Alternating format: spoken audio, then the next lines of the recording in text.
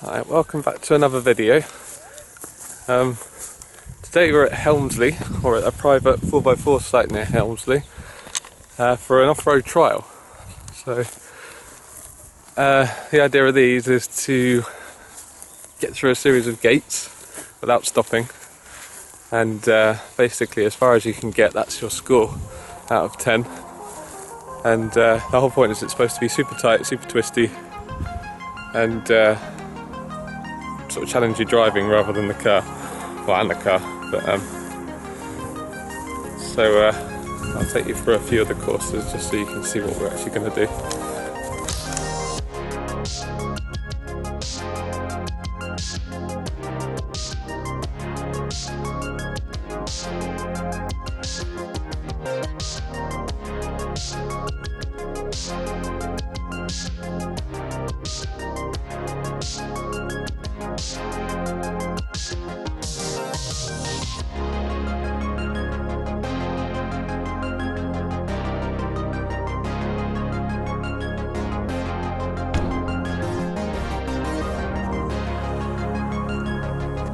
This is one of the gate markers.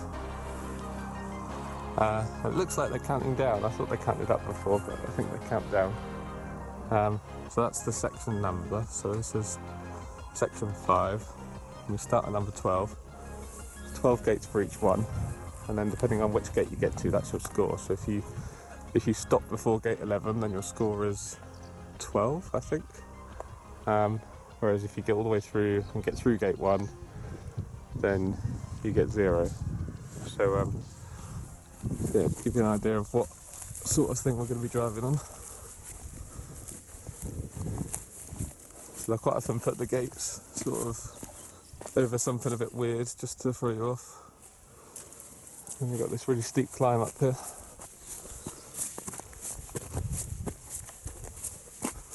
Which I can barely walk up.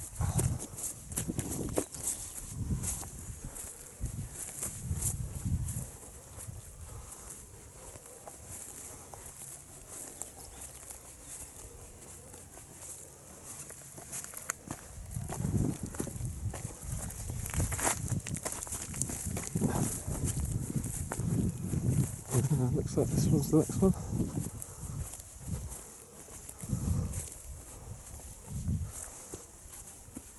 The video probably doesn't show all of the lumps and bumps that we've got to go over.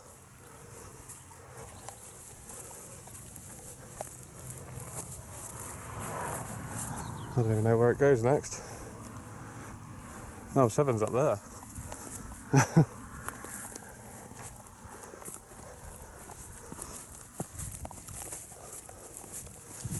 Biggest problem Panda has is what's called cross-axling. So if there's a bump on the ground, that means that you end up lifting a wheel up. Because of the Panda's got open differentials, it will send all the power to the wheel that's in the air, which means that you lose drive. So although we've got a good turning circle and nice and short, so breakover angles are pretty good on the Panda, the big problem is cross-axling. So the idea is to make sure you put in your wheels where they're all going to stay in touch with the ground.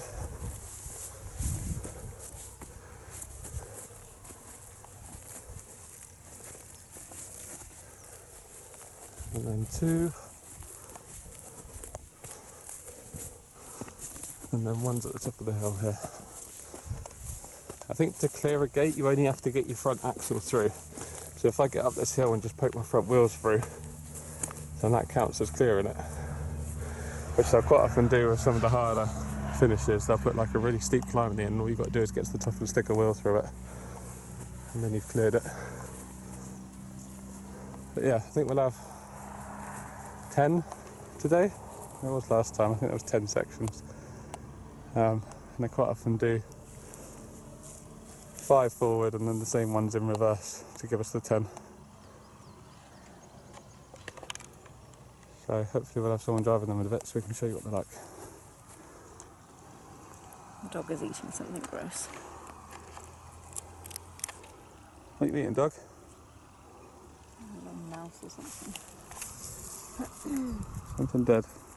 Leave it. So this is what you'd normally see at one of these events. It's a short wheelbase Defender. It's got some big tyres on it, decent ground clearance. This one's got a full cage on it. Hopefully that won't be needed today.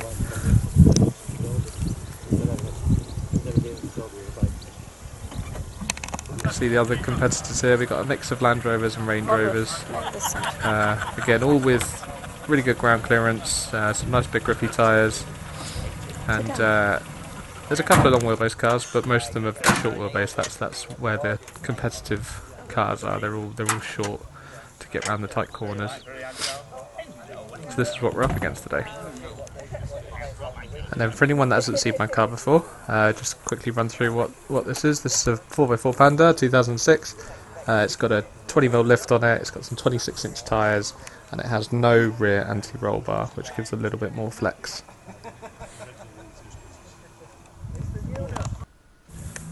So we start each section with a quick track walk, just so you can see what's going on, what kind of surface it is. You know, maybe see some of the smaller details that you might not see from the driver's seat, and just so you're fully prepared. It's also a good chance to see where the gates are, because sometimes when you're actually driving, and it can be quite hard to take note of where the gates are, which side of the post you need to go. You'll see later in the video where I made a mistake, where I didn't look first. So everyone walks around just to see what they're up against, and then once everyone's familiar with the course, then it's the first guy's turn. The running order is picked, and you stay in that same order all day. Whoever goes first on the first section will then go to the back of the queue for the next section, and then so on. So you end up rotating round. There is an advantage to going last, because you get to see everyone else driving first, so you get to see what to do and what not to do. So to keep it fair, they rotate the order. So some sections you'll see me going first, and then some I'll be right at the back and some in the middle, just to keep it fair.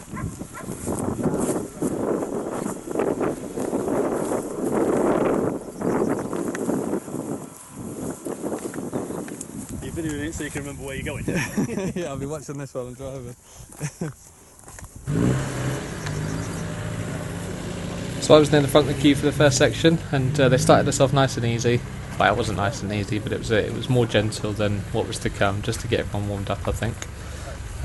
So we did quite well on this one. Just taking it nice and slow. And when you get to these sorts of courses, you'll be amazed at just how steep these cars can climb. First time you do it, it feels quite unnatural, but they really can scramble up some quite steep climbs. So yeah, this on this section we got a 1, which means that I got almost up to the end, but just couldn't get through that last gate, which means that so a 0 is a perfect score where you clear all the gates, and for every gate you don't reach, you get points. So I missed the last gate, so I got 1 for this section. So not a bad start.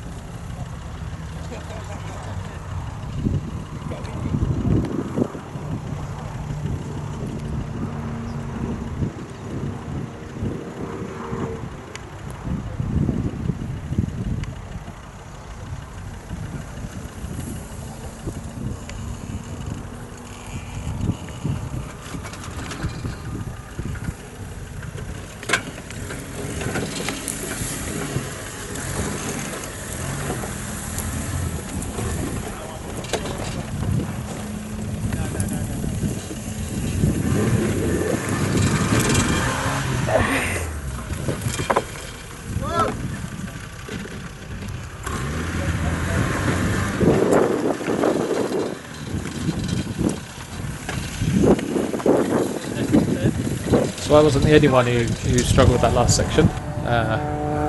See here the Jimny struggling to put its power down on the loose surface, which made me feel a bit better.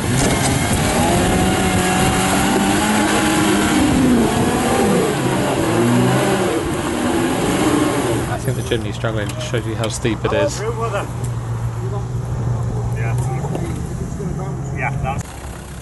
And then the Disco made it look hard, but got up in the end.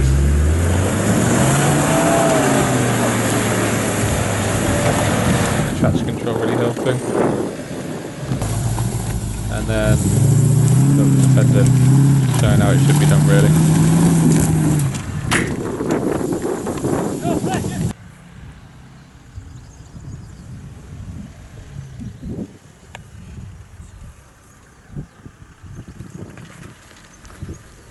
So on to section 2, and this one was just up and down the same bank a few times.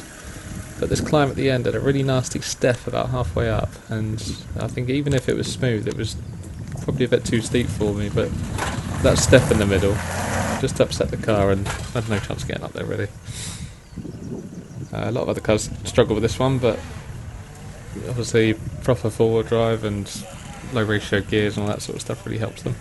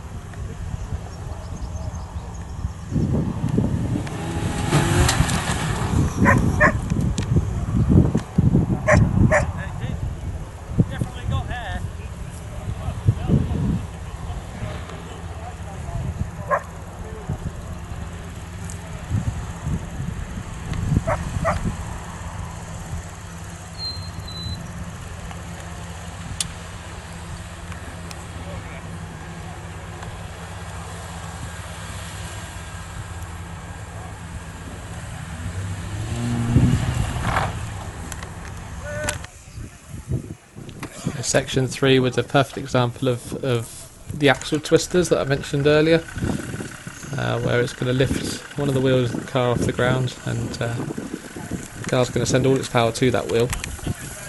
So I was just trying to keep up as much momentum as possible, so I could, when the wheels did lift off the ground, I had enough speed to just carry it on through until they touched down again. But because of the tight corners, I couldn't carry as much speed as I wanted to here.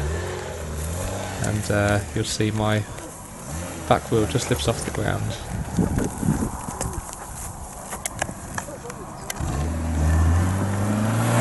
Spins up, and as soon as that happens, there's no chance of getting it going again. So that was me out.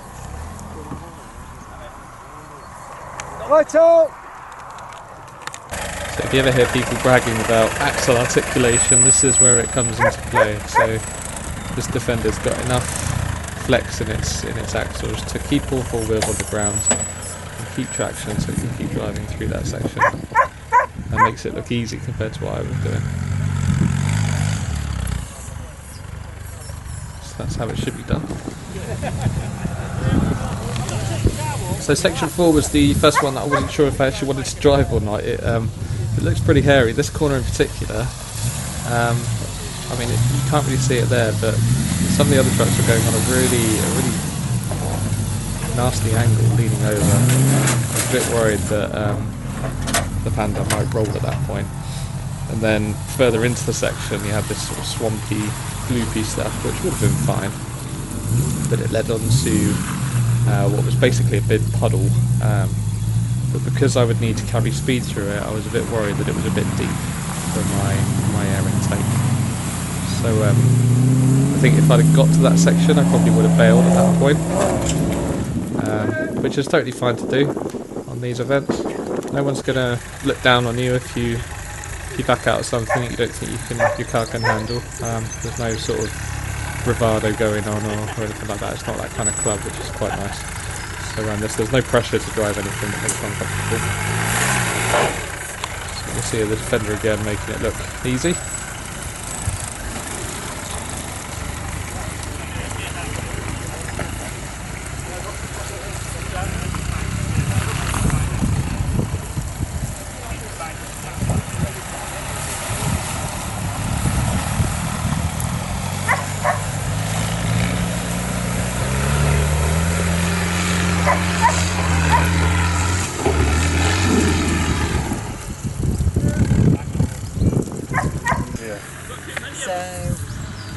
The chassis is nearly So then it was my finished, then turn. it has to go for shot blasting I had and then originally galvanizing planned to just and get then through a couple of start putting gates it just to back together. minimise But we just the seem damage be to my doing score things. and then bail out And before then- the scary looking corner.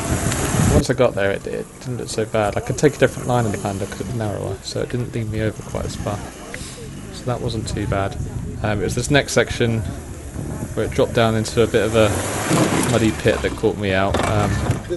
Just took the wrong line in, and once again lifted a wheel up and had no drive because I had a wheel in the air. So just flung mud over everyone, and that was me out, and I got to drive off the other way through the mud. I like to keep preferring to climb it, but I can't bring myself to give him it because he said he would do it but not try. What's that all about? So on to section 5, and this Range Rover is showing us how it should be driven.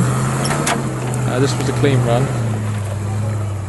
Unfortunately, I didn't make it round the whole section because this is the one point in the day where I did back out of something. The climb that goes up the middle of the hill that you can see in the centre of the screen now is very steep, and it was slightly on an angle as well. And because I didn't think I would get up it anyway, I didn't want to have to roll backwards on it, and with the risk of rolling the car. You see, the Range Rover got up no problem, but that's the one that I bailed on. So I didn't even get to attempt this section round here, which I think I would have been okay on. But this is how it should have been driven.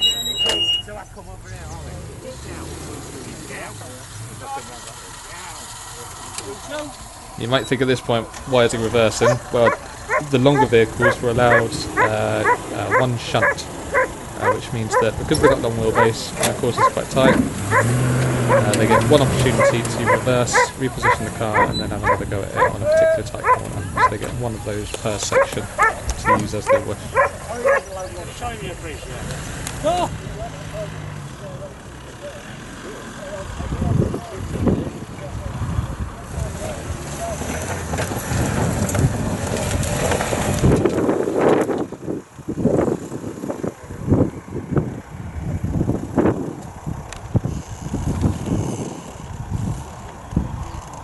This is my attempt, obviously going well up to this point. I did have a look at the second climb as I drove up to it, but seeing it in front of me, I just thought it was silly to try it. I knew I wasn't going to get up, and the risk of trying to get down again and rolling the car was too high for me. So I bailed out.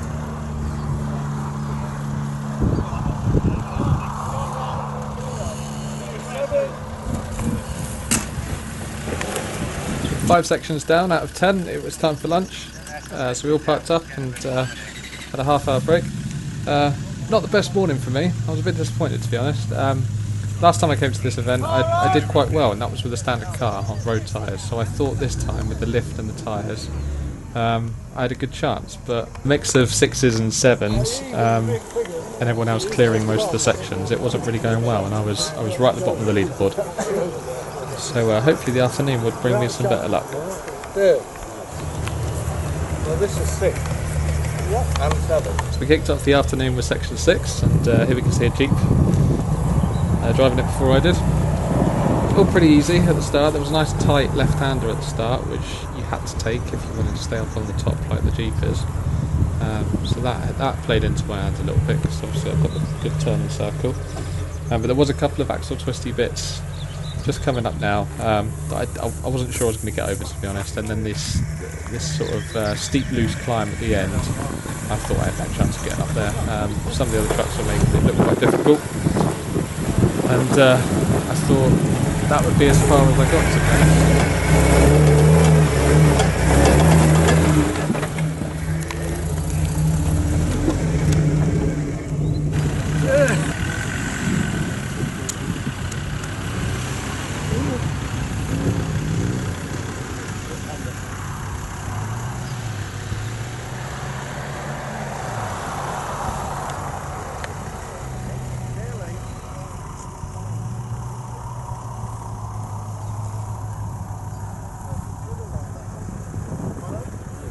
The Italians going to beat England. No, I'm not talking about the football. All I can say is hot and Italian.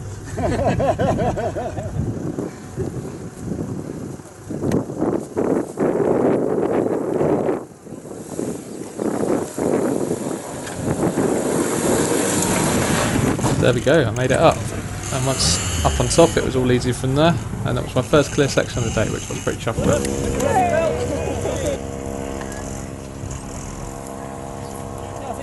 Unfortunately, the only bit of my run on section 7 was of me failing to get up a climb. So here's a Range Rover showing how it should be done.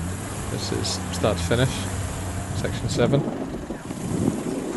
Again, it's just another mix of sort of funny angles, tight corners, and then this sort of off-camber climb where the big trucks can use their articulation to get up it, whereas I had to hit it a bit more straight and square on to try and keep the wheels on the ground.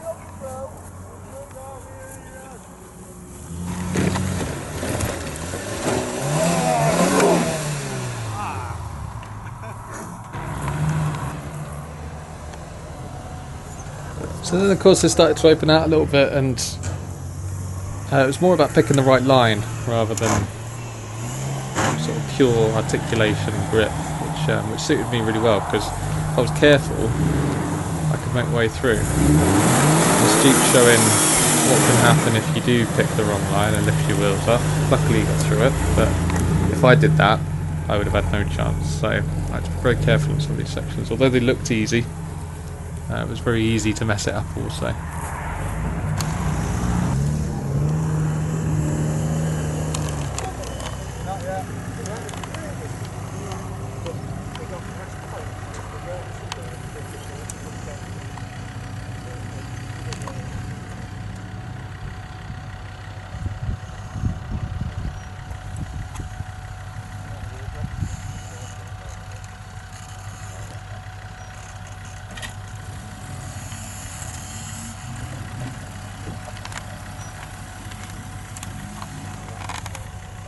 So I was really pleased with this run, because I think of all the sections I drove that day, I think this one I drove pretty much perfectly. There was one line to take through this whole section where the Panda wouldn't have struggled, and I think I managed to hit it on pretty much everywhere, especially this last section. There was a lot of opportunity to lift the wheel and lose momentum, and yeah, I was really pleased with how this one went. That resulted in another cleared section. But 16.5 stone, apparently the maximum weight. Section 8 was the first one where I really felt like it was playing into the Panda's strengths. There was a few tight corners, and if I didn't have the turning circle I did, it would have made it a lot more difficult, but I managed to straighten up for a lot of these drops and climbs. And a few cars actually really struggled with the end of this section, but because it's so short, and because I had the turning circle, I could drop all the way down to the bottom of this bowl and then turn hard to the left and then to gun it out. It's just about worked for another zero. A couple of cars didn't make it through the final gate, and the disco here just shows that how much more difficult it is when you've got a bigger car on the wheelbase.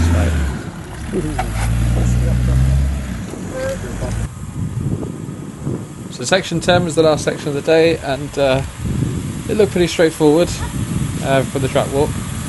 And it was only when the first car got to, I think it was gates 7 and 6, that we realised that the guys who took the course out had been quite nasty to us just for this corner. It was a right, left, right that left some really tight angles to get round, and if you tried to straight line it, you really did end up at a funny angle and just struggling for traction. As you'll see here, this short wheelbase Land Rover tries to take it as tight as possible, but then the gate comes up already, so he has to turn right. And then he's on such an angle that he just really struggles for traction. Oh dear.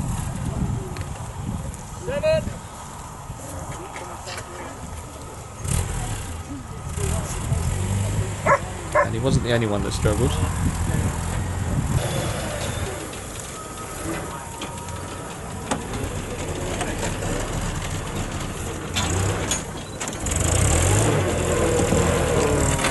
Oh, unlucky.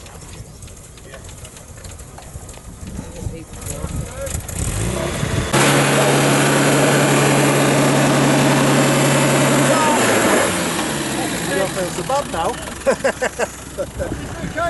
By the time it got to me, I think only one car had actually made it through that gate and got round to the end. No, I didn't do it. So I thought, well, I'm probably not going to get much further than everyone else, so I'll just give it a go.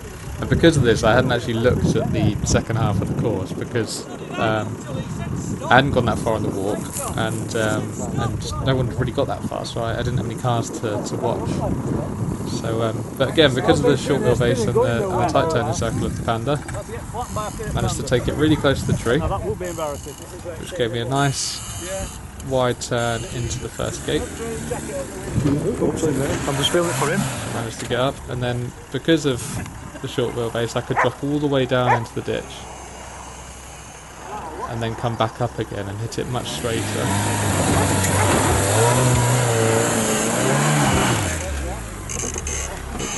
Which let me climb up it easily. Now at this point I'm in no man's land because I haven't scouted the course out, so I don't know what's coming next, so I'm just kind of making it up. Luckily went over the hill, and gate 3 was right in front of me, so I managed to go through that. There was a sharp right-hander, but what I didn't know was that gate 1 carried all the way round here, so if I'd have kept it on right-hand lock I would have got through gate 1, but because I didn't know where it was, went straight on and ended up with a score of 1 for the last section. Joint third, Phil Acomb and Terry Covington. That's a real list. Yeah, you might as well just stop it there. Bill Forbes, followed by Gary Hatton, followed by Rod, followed by Matthew, Beat Matthew, what am I? then Neil, then Ben, then Richard. At least I didn't come last. Not last! Not last! Someone told me it's the highest number, So, just got home after a day's trialling with Yorkshire Off-Road Club, and it was really good fun. Did a lot better in the afternoon than I thought I was going to. The morning was quite difficult though, there were certainly some really hard sections on there. But yeah, if anyone's got a Panda or any other little four-wheel drive or any four-wheel drive really, and you want to give it a go, then Helmsley's like the place to do it. It's definitely the easiest venue, and it's really good fun. It's definitely a test of skill. So thank you to Yorkshire Off-Road Club. I'll put their website in the link so that you can check out all of their events that are coming up. And yeah, thanks for watching, and we'll see you in the next one.